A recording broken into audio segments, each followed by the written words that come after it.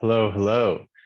In this video, I'd like to talk about the start game screen of the application. Let's jump into the code.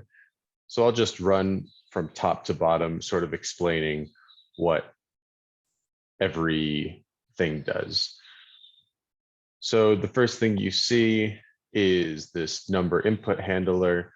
As the name suggests, it handles what you type into the input field. Now, you can see that there's a regular expression here that allows us to replace anything that is not a number globally. So that means that the entire text and not just the first thing entered, replace it with an empty string. And that's why every time I see, you can see for a second, there's an F there and then it goes back. Cool. And here we have the handle reset input, which I'm sure you can guess again, resets the state in here and changes this state, the input state, back to an empty string. We have this very interesting use effect. And what it's basically doing is it's setting the state of this button width.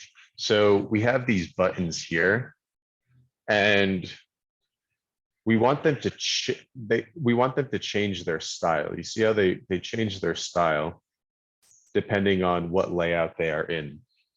So how we do this is we use the dimensions API that React Native gives us.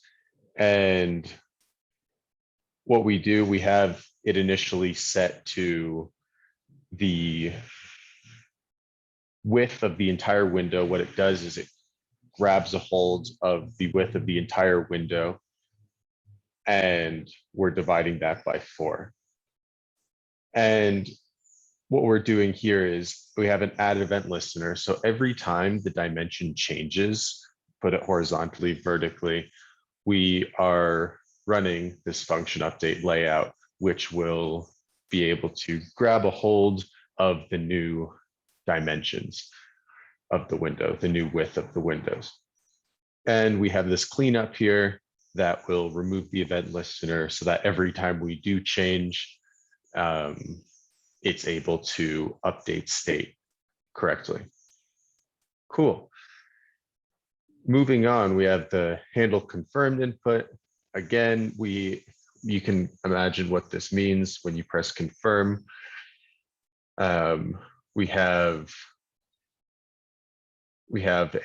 another check here, just in case someone for some reason can get by a different check. So if it's not a number, or if the number is less than or equal to 0 or greater than 99 somehow, we're going to break the function and not continue because it's invalid. That's why we put the return in there, and you'll have an alert that says invalid number.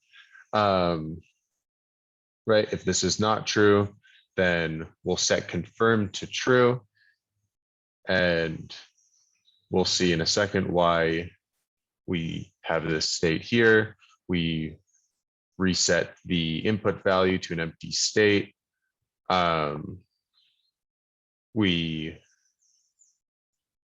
use the parse int to change it from a string into a number, and we have using the keyboard API to dismiss and close the keyboard after we click confirm.